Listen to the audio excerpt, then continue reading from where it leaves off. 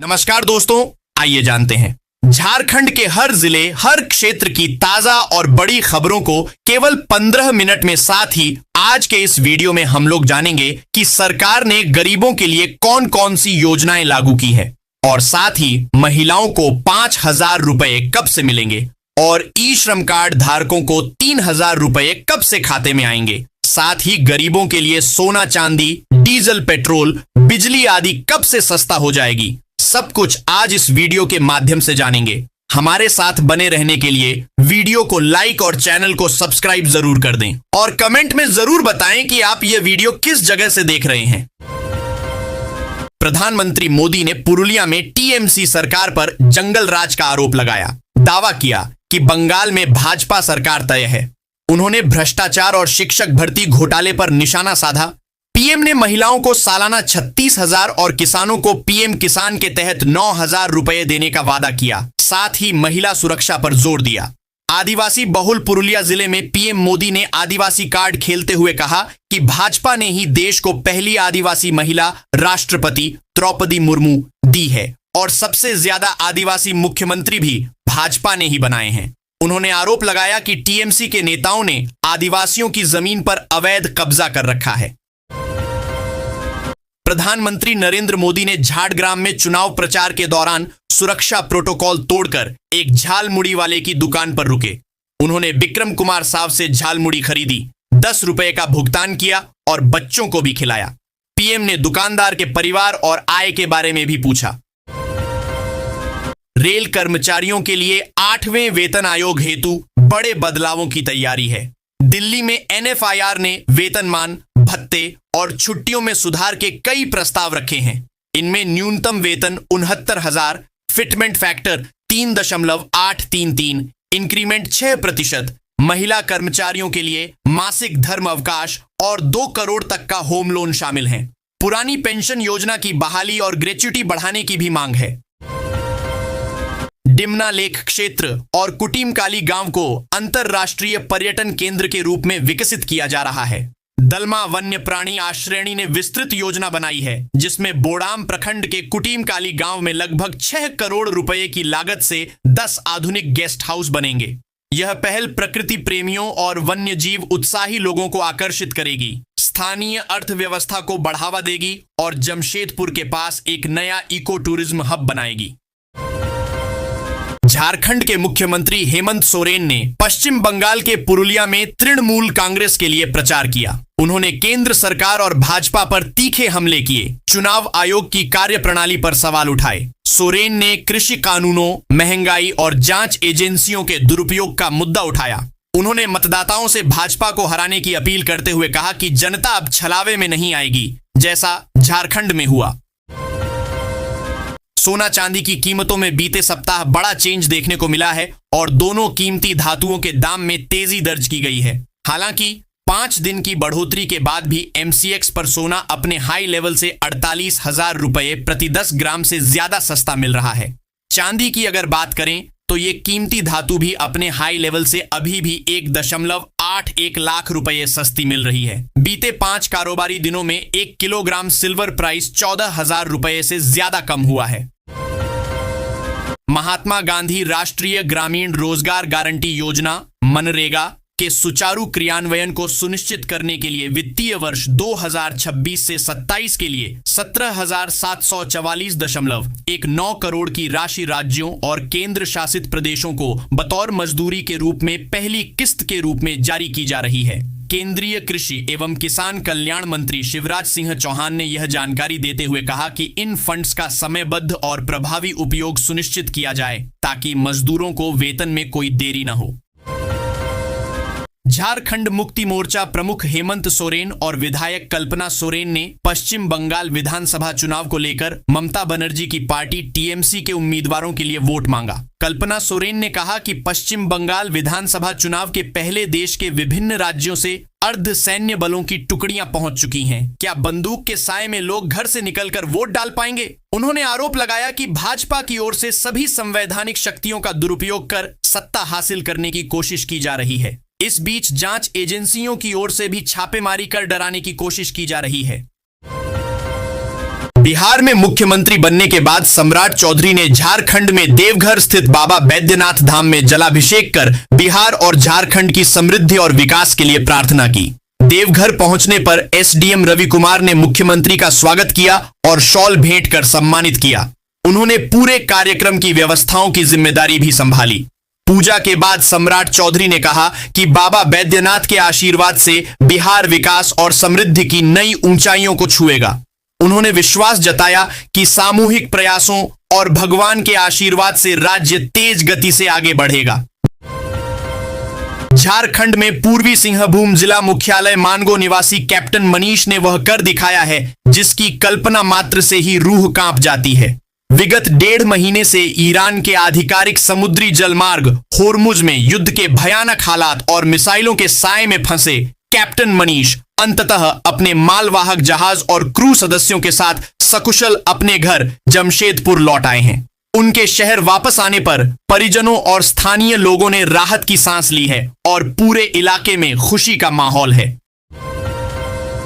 झारखंड के मुख्यमंत्री और झारखंड मुक्ति मोर्चा प्रमुख हेमंत सोरेन ने पश्चिम बंगाल में अपने चुनाव अभियान की शुरुआत की।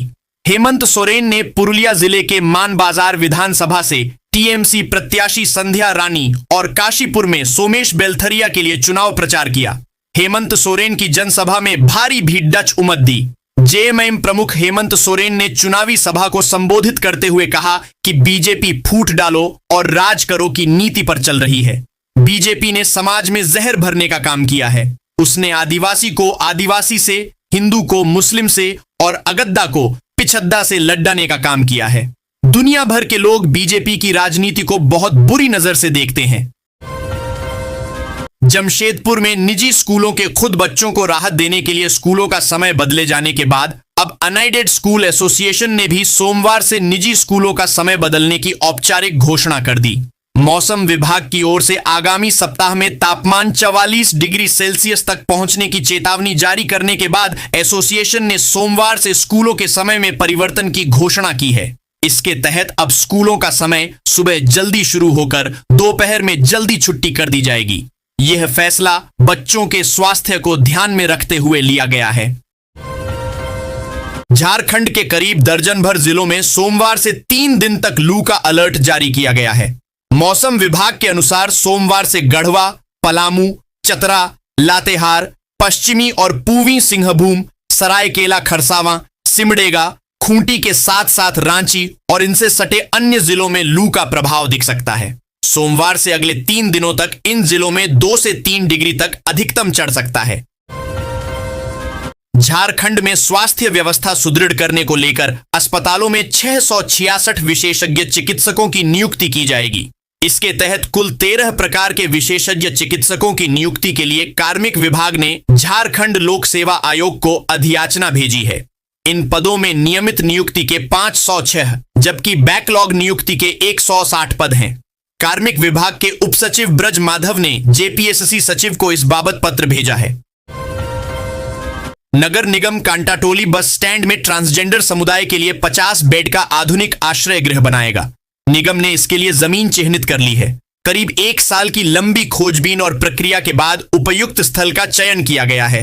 इस आश्रय गृह के निर्माण पर लगभग 1.22 करोड़ रुपए खर्च किए जाएंगे। निगम अधिकारियों के अनुसार भवन का निर्माण कार्य 6 माह के भीतर पूरा करने का लक्ष्य निर्धारित किया गया है। इसके लिए टेंडर की प्रक्रिया शुरू कर दी गई है। झारखंड के चीफ जस्टिस महेश शरद चंद्र सोनक सपरिवार रविवार को बासुकीनाथ मंदिर पहुंचे। उन्होंने बासुकीनाथ मंदिर में अभिषेक कर पूजा किया। मंदिर के 5 वैदिक पंडितों द्वारा षोडशोपचार विधि से पूजा कराई गई। चीफ जस्टिस को संकल्प पूजा कराया गया। शिवलिंग के ऊपर दूध से अभिषेक कर बेलपत्र अर्पण किए। उनके पुरोहित कुंदन पत्र लेख और उनके सहयोगी पंडितों के वैदिक मंत्रोच्चारण के बीच दूध, दही, घी, गुड़, भांग, ईख का रस, गंगा जल आदि से भोलेनाथ का पंचामृत स्नान कराया गया। मंदिर प्रांगण में 10 महाविद्या देवी की विधिवत पूजा कर पंडितों ने मंदिर प्रांगण में वैदिक आरती कराया। महिला आरक्षण बिल को लेकर कांग्रेस ने केंद्र की एनडीए सरकार पर पलटवार किया है। राज्य की ग्रामीण विकास व पंचायती राज मंत्री दीपिका पांडेय सिंह ने केंद्र सरकार द्वारा लाए गए महिला आरक्षण व परिसीमन बिल पर सवाल खड़े किए हैं। कांग्रेस कार्यालय में पत्रकारों से बात करते हुए उन्होंने कहा कि महिला आरक्षण के नाम पर केंद्र सरकार ने पूरा नियंत्रण अपने हाथ में रखने की कोशिश की है। केंद्र सरकार की नीयत सही नहीं है। महिला आरक्षण के नाम प्रधानमंत्री नरेंद्र मोदी व केंद्र की एनडीए सरकार राजनीति कर रही है। राज्य में लगातार बढ़ते तापमान और लू के खतरे को देखते हुए सरकार ने प्रशासनिक और स्वास्थ्य तंत्र को अलर्ट मोड में कर दिया है। आपदा प्रबंधन एवं स्वास्थ्य विभाग के मंत्री डॉक्टर इरफान अंसारी ने सभी जिलों के उपायुक्तों को निर्देश दिया है कि भीषण गर्मी से उत्पन्न किसी भी स्थिति से निपटने के लिए पूरी तैयारी सुनिश्चित की जाए और आम लोगों की सुरक्षा में किसी तरह की ढिलाई न बरती जाए। बंगाल चुनाव को लेकर स्पेशल ट्रेनों की झड़ी लग गई है।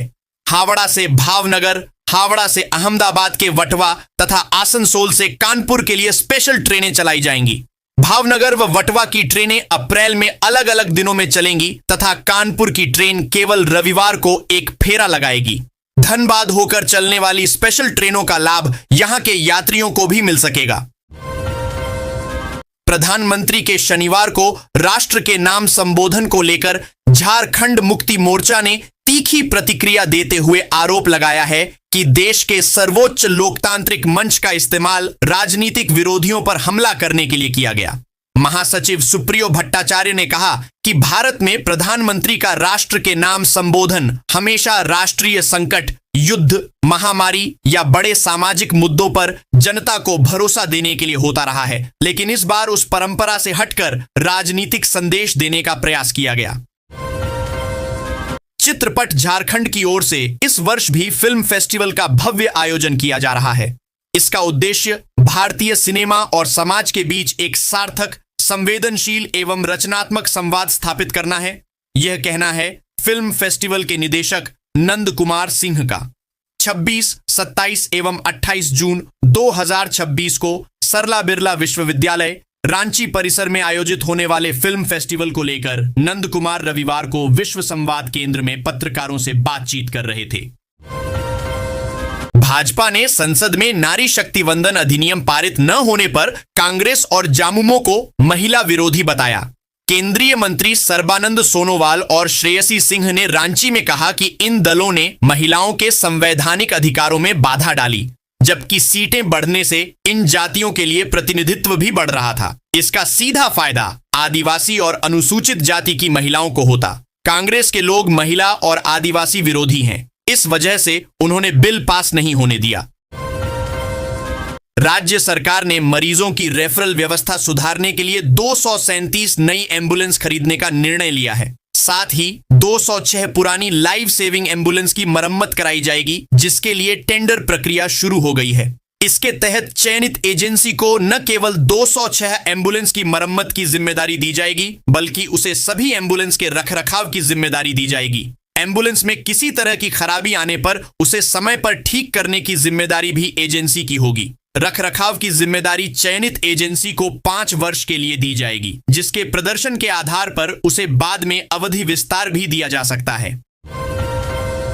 जामुमो असम और बंगाल में कांग्रेस से दूरी बनाकर अपनी स्वतंत्र राजनीतिक रणनीति के संकेत दे रहा है। यह कदम पार्टी की राष्ट्रीय राजनीति में अपनी भूमिका को फिर से परिभाषित करने की इच्छा दर्शाता है, जो उसे केवल झारखंड तक सीमित क्षेत्रीय दल के रूप में नहीं देखना चाहती। राष्ट्रीय स्तर पर भाजपा के खिलाफ एक मंच पर खड़े दिखने वाले दलों के बीच राज्यों में बदलते समीकरण अब अलग तस्वीर पेश करने लगे हैं। जामुमो का यह रुख इस बात का संकेत माना जा रहा है कि पार्टी अब अपनी राजनीतिक ताकत का स्वतंत्र आकलन कर रही है और भविष्य की राजनीति में अपनी भूमिका को नए तरीके से परिभाषित करना चाहती है। रांची के कोड़ी गांव ने नाबार्ड के जीवा कार्यक्रम के तहत प्राकृतिक खेती अपनाकर अपनी तस्वीर बदल दी है।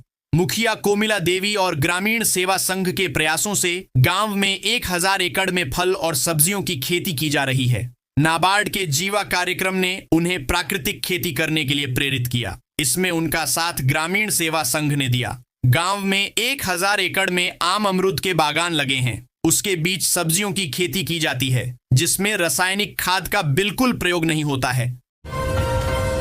रांची में चेंबर की बैठक में घरेलू और व्यावसायिक गैस सिलेंडरों की डिलीवरी में आ रही दिक्कतों पर चर्चा हुई। शादी विवाह के मौसम में सिलेंडरों की कमी से उपभोक्ता और होटल संचालक चिंतित हैं। बैठक में पीएनजी कनेक्शन लेने में हो रही असुविधाओं पर भी चर्चा हुई। सदस्यों ने इस बात पर चिंता व्यक्त की कि झारखंड में पीएनजी पर 15% वैट लागू है, जबकि पड़ोसी राज्य बिहार में यह मात्र 5% है।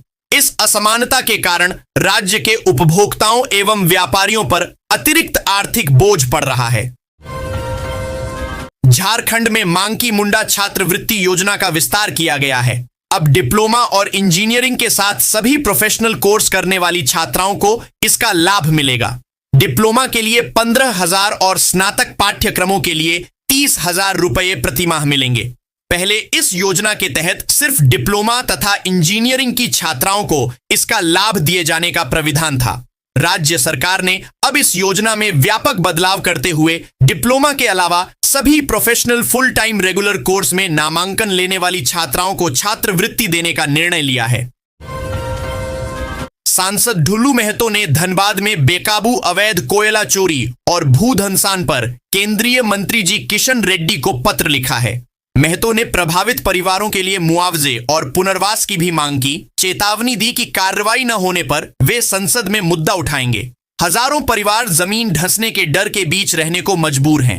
उन्होंने साफ कहा कि ये घटनाएं कोई प्राकृतिक आपदा नहीं, बल्कि बीसीसीएल प्रबंधन और सुरक्षा तंत्र की संस्थागत विफलता, लापरवाही और भ्रष्टाचार का नतीजा है। गढ़वा के नए पुलिस अधीक्षक आशुतोष शेखर ने पदभार संभाला। उन्होंने अपराध और अपराधियों के खिलाफ सख्त रुख अपनाते हुए आम जनता की सुरक्षा को प्राथमिकता बताया। उन्होंने निर्देश दिया कि अपराध नियंत्रण के मामले में किसी भी स्तर पर लापरवाही बर्दाश्त नहीं की जाएगी। उन्होंने कहा कि पुलिस की कार्रवाई अपराधियों के लिए खौफ का सबब होनी चाहिए, जबकि आम नागरिकों के लिए पुलिस का चेहरा संवेदनशील होना चाहिए ताकि पीड़ित को न्याय मिल सके।